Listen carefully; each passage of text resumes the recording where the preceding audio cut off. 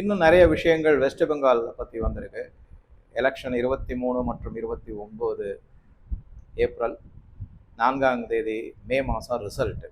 மம்தா பானர்ஜியை இப்போ அங்கே இருக்கிறவங்களாம் எப்படி விமர்சிக்க ஆரம்பிச்சுட்டாங்க அப்படின்னு பார்த்தீங்கன்னாக்கா, முன்னாடி எலெக்ஷன்லலாம் மாட்டி மானுஷ் அப்படின்னு, அம்மா மாட்டினா நிலம் மண், அதுக்கப்புறம் மானுஷ் மனிதர்கள், இது ஸ்லோகனாக இருந்தது. இப்போ லேட்டஸ்ட்டாக இந்த எலெக்ஷனில் ஸ்லோகனை எப்படி மாற்றிட்டாங்க அப்படின்னு பல பேர் சொல்கிறாங்க அப்படின்னா, மட்டன் முருகா முஸ்லீம் அப்படின்னு மாற்றிட்டாங்கன்னு. மட்டன் உங்கள் எல்லாருக்குமே தெரியும். முருகா அப்படிங்கிறது ஹிந்தியில் வந்து சிக்கனுக்கு வந்து முருகா அப்படின்வாங்க, கோழிக்கு. முஸ்லீம் தெரிஞ்சது தான். ஸோ ஸ்லோகனை அப்படியே மாற்றிட்டாங்க. அந்த போன இதில் வந்து 3M, இப்போ 3M, திரிணாமுல் காங்கிரஸ் அவங்களுடைய ஸ்லோகனாக மாறிடுச்சு. என்னென்னலாம் நடந்துட்டு இருக்கு அப்படி, ஹைகோர்ட் வந்து போலீஸ் டிபார்ட்மெண்ட் மேலே மிகப்பெரிய கடுமையான விமர்சனத்தை வச்சிருக்காங்க. போலீஸ் வந்து என்டையர் போலீஸ் டிபார்ட்மெண்ட் திரிணாமுல் காங்கிரஸுக்கும் மம்தா பானர்ஜி என்ன சொல்கிறாங்களோ அதை தான் கேட்குறாங்க. Highly biased. இது வந்து மாறலைன்னா இங்கே வந்து தேர்தல் நடத்துவதுங்கிறது ஒரு பெரிய சவாலாக இருக்கும் அப்படின்னு. இதுக்கு நடுவில் மேட்ரிஸ் அப்படின்னு ஒரு தேர்தல் கணிப்பு நிறுவனம் இருக்கு. அவங்க என்ன சொல்லியிருக்காங்கன்னா, கம்ப்ளீட்டாக மாறி இருக்கு. பிஜேபியினுடைய பாப்புலாரிட்டி, ஆதரவு, அது எல்லாமே ரொம்ப ரொம்ப சாதகமாக பிஜேபிக்கு இருக்கு. திரிணாமுல் காங்கிரஸுக்கு மிகப்பெரிய வீழ்ச்சியை கொடுக்கக்கூடிய லெவலில் இருக்கு. ஆனால் அப்படின்னு ஒரு கொஸ்டின் மார்க் போட்டுட்டு, லா அண்ட் ஆர்டர் சரியாக இருந்து மக்கள் எல்லாரும் சுதந்திரமாக ஓட்டு அளிப்பதற்கு வெளியில் வந்தால், எந்த விதமான குண்டாஸ்னுடைய அச்சுறுத்தல்களும் இல்லாமல் இருந்தா தென் இதெல்லாம் சாத்தியமாகும். பிஜேபி வெற்றி பெறுவதற்கான சாத்தியக்கூறு அதிகம். இதை எதுக்காக சொல்றாங்கன்னா, போன எலெக்ஷன்ல 24 இருக்கட்டும் இல்லை 21 இருக்கட்டும், அந்த அசம்பிளி எலெக்ஷன், அடுத்தது வந்த பாராளுமன்ற எலெக்ஷன், எல்லாத்துலேயுமே குண்டாயிசம் ரொம்ப மேக்சிமம் மிக அதிக அளவில் இருந்தது அப்படிங்கிறது கண்கூடு. இந்த ஹைகோர்ட்டினுடைய அப்சர்வேஷனை பேஸ் பண்ணி சுப்ரீம் கோர்ட் என்ன பண்ணிட்டாங்கன்னா, எலெக்ஷன் கமிஷன் ஆஃப் இந்தியாவுக்கு நீங்க என்ன நடவடிக்கை எடுக்கணுமோ எடுத்துருங்க, ஃபுல் ஃப்ரீடம் இசிஐக்கு அப்படின்னு சொல்லிட்டாங்க. உடனே ஞானேஸ்வர் குமார் என்ன பண்ணாரு, முதல் வேலையா 19 மிக மிக முக்கியமான ஐபிஎஸ் ஆஃபீஸர் டிரான்ஸ்ஃபர் பண்ணிட்டாரு, தூக்கிட்டார். எல்லாம் வந்து டம்மி போஸ்ட்டுக்கு கொடுத்தாச்சு. இப்போ ஏற்கனவே நான் சொன்னேன், துஷ்யந்த் நாரியாலா சீஃப் செக்ரட்டரி, அவர் புதுசாக கொண்டு வந்திருக்காங்க. அவர் மம்தா பானர்ஜி சொல்றதை கேட்க போறது கிடையாது. ஏன்னா புதுசு, ஏற்கனவே இருந்த சீஃப் செக்ரட்டரி மம்தா பானர்ஜி என்ன சொல்றாங்களோ அதுபடி ஆடிக்கிட்டு இருந்தார், தூக்கி எறிஞ்சாச்சு. ஸோ 19 புதிய ஐபிஎஸ் ஆஃபீஸர் டிரான்ஸ்ஃபர் வந்திருக்கு. மற்றபடி ஐஏஎஸ் ஆஃபீஸர், மற்ற அதிகாரிகள், மிக முக்கியமான பொசிஷன்ல இருக்கிற அதிகாரிகள்னா 35 மொத்தம் அதிகாரிகள் மாற்றப்பட்டுள்ளார். இது வந்து ஒரு ஸ்டேட் கவர்மெண்ட்டுக்கு பெரிய அவமானம். அந்த அதிகாரிகள் மேல நம்பிக்கையே இல்லை அப்படிங்கிற மாற்றம் செய்யறாங்க அப்படின்னா, அந்த மாதிரி ஒரு மாநில அரசு மிக மிக அவமானப்படக்கூடிய ஒரு நிகழ்வு இது. ஆனா மம்தா பானர்ஜிக்கு எந்த விதமான வெட்கமோ அவமானமோ எதுவுமே கிடையாது அப்படிங்கிறதுலாம் உண்மை. சரி, இது ஒரு பக்கம் இருக்கட்டும்.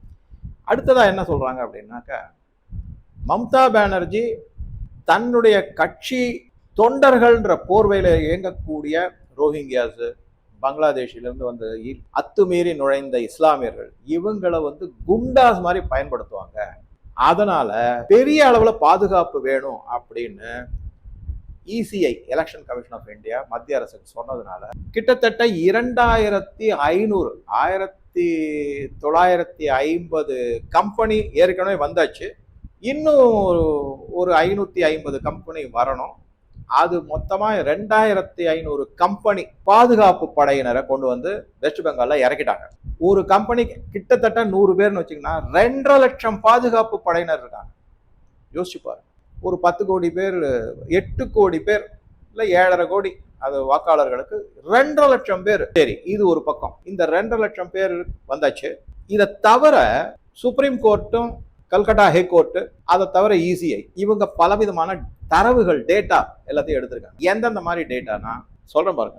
2001 2024 வரை யார் யாரெல்லாம், அதாவது இந்த ஹிஸ்டரி ஷீட் அப்படின்னு சொல்லுவாங்க, ஏற்கனவே குற்ற பின்னணி உள்ளவர்கள், அவங்களுடைய லிஸ்ட் தரவா எடுத்தாச்சு. யார் யாரெல்லாம் தேர்தல் காலத்துல இந்த வீடு வீடா போயிட்டு அராஜகம் பண்றது, தேர்தல் போடுவதற்கு மக்கள் வெளியில வரவிடாம இருக்கிறது, அவங்கள அடித்து வன்முறையில ஈடுபடுவது, இந்த மாதிரி இருக்கலாம். அவங்களுடைய டேட்டா லிஸ்ட் எடுத்தாச்சு. பூத் ஏஜென்ட்லாம் யார் யார் இருக்காங்க, என்னென்ன இருக்காங்க, அந்த லிஸ்ட் எடுத்தாச்சு.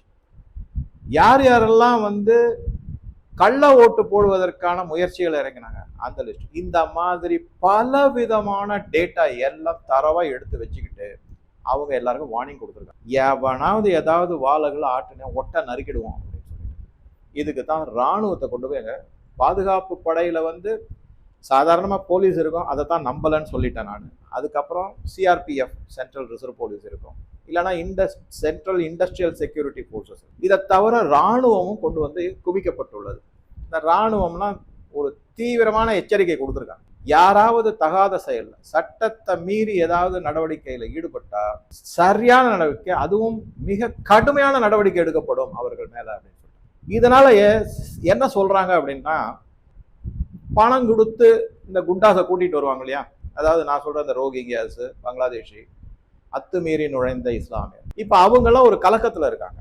என்ன மாதிரி கலக்கத்துல இருக்காங்கன்னா, ஐயா ஏற்கனவே 1000 ரூபாய் கொடுத்தா இப்ப 2000 ரூபாய் கொடுக்குறாங்க கூட வேண்டாங்க, நாங்க வந்து மாட்டிக்கிட்டோம்னாக்கா உள்ள தள்ளிட்டாங்கன்னா அதுக்கப்புறம் எங்க வாழ்க்கையே நாசமாயிடும், கொஞ்சம் பயமா இருக்கு, முன்ன அளவுக்கு இப்ப நிலைமை இல்லை, சூழ்நிலை சாதகமாக இல்லைன்னு அவங்க மம்தா பானர்ஜியினுடைய கட்சிக்கு வேலை செய்வதற்கோ இந்த மாதிரி நடவடிக்கைகளில் ஈடுபடுவதற்கோ வருவதற்கு தயங்குகிறார்கள் அப்படிங்கிற செய்தியும் வந்திருக்கு. இது ஒரு நல்ல முன்னேற்றம் என்னை பொறுத்த வரைக்கும். யார் யாரெல்லாம் ஆன்டி சோஷியல், யார் யாரெல்லாம் எஃப்ஐஆர் போட்டிருக்கு, அந்த லிஸ்ட் எல்லாமே கம்ப்ளீட்டா எடுத்து அவங்க எல்லாம் அவங்க மேல குறியீடு வைக்கப்பட்டு கண்காணிக்கப்படுகிறார்கள். அதுதான் மிக மிக முக்கியமான செய்தி.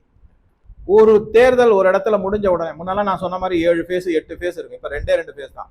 இந்த 2 ஃபேஸ்லயுமே எலெக்ஷன் கமிஷன் என்ன கொடுத்தாங்க, நீங்க தேர்தல் முடிச்சு போட்டுட்டீங்க, எல்லாம் பண்ணிட்டீங்களா, அந்த இடத்த விட்டு நீங்க அடுத்த தேர்தல் நடக்கிற இடத்துக்கு நீங்க போக கூடாதுன்னா 23ஆம் தேதி யாரெல்லாம் வாக்களித்து அந்த இடத்துல இருக்காங்களோ அந்த மக்கள் 29ஆம் தேதி தேர்தல் நடக்கும் இடத்திற்கு போவதற்கு தடை விதிக்கப்பட்டுள்ளது. இதைத்தான் ஃப்ரீ மூவ்மெண்ட் வந்து ரொம்ப பாதிக்கப்பட்டது, மக்கள் பாதிப்புக்குள்ளார்கள், அது இதுன்னு ஏகப்பட்ட குற்றச்சாட்டை மம்தா பானர்ஜியும் அவங்களுடைய மற்ற கட்சி தலைவர்களும் வச்சிருக்காங்க.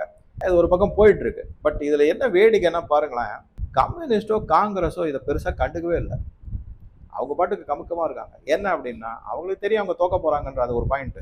இன்னொரு பாயிண்ட் என்ன அப்படின்னா, மம்தா பானர்ஜி அவஸ்தைப்படட்டுமே அப்படிங்கிற ஒரு எண்ணம். இந்த இடத்துலதான் பாஜக உள்ள வந்துரும் அப்படிங்கிற சொல்லு வந்து அங்க எடுபடலை. கம்யூனிஸ்டும் காங்கிரஸும் வாய மூடிட்டு சும்மா இருக்காங்க. அடிபடுறது மம்தா பானர்ஜி, பாஜக உள்ள வந்துருங்கிற அந்த ஒரு பயமுறுத்தல் இங்க சொல்லிக்கிட்டு இருக்காங்கல்ல தமிழ்நாட்டுல, அது அங்க இல்ல. வந்துட்டு போட்டோம், மம்தா பானர்ஜி வெளியே போனா நல்லது, பாஜக உள்ள வரதுனால மம்தா பானர்ஜி வெளியே போறாங்களா, ரொம்ப நல்லது, அந்த மாதிரி தான் அவங்க நினைச்சுக்கிட்டு இருக்காங்க. ஸோ இது வந்து ஒரு முக்கியமான விஷயம். இதுக்கு அடுத்ததா எதை பார்க்குறோம் அப்படின்னா, ஸோ மக்கள் நடமாட்டம் குறைக்கப்படும் அப்படிங்கிறது தெரியுது. இன்னொரு மிக முக்கியமான விஷயம் என்னன்னா, இது வந்து நான் மும்பையிலே அசம்பிளி எலெக்ஷன்லையும் பார்த்தேன், பாராளுமன்ற எலெக்ஷன் போது நான் பார்த்தேன். என்ன அப்படின்னா, இப்போ நான் இருக்கிற மும்பையில் நான் இருக்கிற இடத்துல என்னுடைய பில்டிங்கில் மட்டுமே 96 ஃப்ளாட் இருக்கு. அந்த காம்ப்ளெக்ஸில் மொத்தம் 11 ஃப்ளாட் இருக்கு. அப்போனா கிட்டத்தட்ட உங்களுக்கு வந்து ஒரு குடும்பத்துக்கு 4 பேர் வச்சுக்கிட்டா கூட கிட்டத்தட்ட 5000 பேர் வந்துருவாங்க அந்த இடத்துல. 4000லேருந்து 5000 பேர் அந்த இடத்துல இருப்பாங்க, ஓட்டு போடக்கூடிய வயதில் இருக்கக்கூடியவர்கள். இப்போ அதனால மும்பையில் என்ன பண்ணாங்க அப்படின்னா, இங்கே இருந்து ஒரு 1/2 கிலோமீட்டர் தூரத்தில் இருக்கக்கூடிய பூத்துக்கு போயிட்டு ஓட்டு போடுவதை விட, அந்த வாக்குச்சாவடிக்கு போவதை விட அவங்க என்ன பண்ணிட்டாங்கன்னா, எங்களுடைய கம்யூனிட்டி ஹால்லையே பூத்தை வச்சுட்டாங்க. அதனால நாங்கள் பில்டிங்கை விட்டு கீழே இறங்கி போய் ஓட்டு போட்டு வந்துடலாம், எங்களுடைய காம்பவுண்டை விட்டு வெளியவே போக வேண்டாம். இப்போ காம்பவுண்டை விட்டு வெளியே போனா தான் இந்த அசம்பாவிதங்கள்லாம் நடக்கக்கூடும். இந்த திரிணாமுல்ல இருக்கக்கூடிய குண்டாஸ்லாம் அவங்கள போட்டு அடிக்கிறது, ஓட்டு போட விடாம தடுக்கிறது, இதெல்லாம் இப்போ என்ன ஆயிடுச்சுன்னா, அந்த காம்ப்ளெக்ஸ்குள்ளேயே ஓட்டு போடுறதுக்கான ஏற்பாடுகளை கல்கட்டாவிலையும் செஞ்சிருக்காங்க. மிகப்பெரிய பில்டிங் ஒரு காம்ப்ளெக்ஸ் இருக்கு, அங்க ஒரு 10 பில்டிங் இருக்கு, அங்க வந்து 1000 குறைவாக ஒரு 1000 பேர் இருந்தாங்கன்னா அவங்களுக்குன்னு ஒரு எக்ஸ்க்ளூசிவ் பூத்து அமைக்கிறதுக்கான திட்டங்கள்லாம் முன்னெடுத்திருக்காங்க எலெக்ஷன் கமிஷன். இதே மாதிரி ஒரு சில இடத்துல 500 பேர் இருந்தாங்கன்னா அவங்கள ஒரு குழுவா மாத்தி 500 அவங்கள வச்சு ஒரு அந்த இடத்துல ஒரு பூத் அமைப்பதற்கான ஏற்பாடுகள் எல்லாம் எலெக்ஷன் கமிஷன் செஞ்சிருக்காங்க. இதன் மூலமாக வாக்குப்பதிவு நல்ல அதிகமாக ஏற்படும் என்று சொல்லியிருக்காங்க, எதிர்பார்க்கிறாங்க. ஆகுமா ஆகாதான்னு தெரியாது. எப்பவுமே படித்தவர்கள் என்ன பண்ணுவாங்கன்னா, இந்த காசை வாங்கிக்கிட்டு ஓட்டு போடுற கூட்டம் ஒரு பக்கம் இருந்தாலும், படித்தவர்கள் என்ன பண்ணுவாங்க, அப்ப எலெக்ஷன் டேட் அன்னைக்கு பெய்டு ஹாலிடே தானே, இன்னும் 2 நாள் லீவை போட்டுட்டு எங்கேயாவது எக்ஸ்கர்ஷன் இல்லை டூர் போயிடலாம், பிக்னிக் போயிடலாம் அப்படின்னு போயிடுவாங்க. குரூப்பே இல்லாமல் இருப்பாங்க. அதுக்கு தான் ஒரு தலைவர் கூட சொல்லிட்டு இருக்காரு, ஓட்டுப்பதிவை வந்து நான் ஆட்சிக்கு வந்தால் கட்டாயமாக்குவேன். அதெல்லாம் பண்ணவே முடியாது. ஜனநாயகத்துல அவங்கவுங்களுடைய விருப்பம் தான், இதெல்லாம் பண்ண முடியாது. நீங்க சர்வாதிகாரியா இருந்தா தான் அதெல்லாம் பண்ண முடியும். சரி, அது ஒரு பக்கம். ஸோ இந்த மாதிரி முன்னெடுப்புகள்லாம் வந்திருக்கு. இது தவிர இன்னொரு முக்கியமான செய்தி என்ன அப்படின்னா, உங்க எல்லாருக்குமே தெரியும், ஆர்ஜி கர் ஹாஸ்பிட்டல்ல இருக்கக்கூடிய ஒரு மருத்துவ மாணவி அவரை வந்து கொடூரமான முறையில் கற்பழித்து கொல்லப்பட்டார் அப்படிங்கிறது தெரியும் நம்ம எல்லாருக்குமே. அதில் வந்து திரிணாமுல் காங்கிரஸினுடைய குண்டாஸ் தான் அதில் இருந்தாங்க. அதில் அவங்க மேலே தான் அந்த குற்றச்சாட்டு இருக்குங்கிறது நம்ம எல்லாருக்குமே தெரியும். அதை பற்றி அது அப்படியே போயிட்டே இருக்குது, கோர்ட்டில் கேஸு இதெல்லாம். இப்போ என்ன பண்ணியிருக்காங்கன்னா, பாஜக வந்து அந்த மாணவியினுடைய தாயார் ரத்னா தேவ்நாத் அப்படிங்கிறவங்க, அவங்கள வந்து பனிஹாத்தி அப்படிங்கிற தொகுதியிலிருந்து வேட்பாளராக பாஜக நிறுத்தி வைத்துள்ளது அப்படிங்கிறது நம்ம ஏற்கனவே கூட பார்த்தோம்.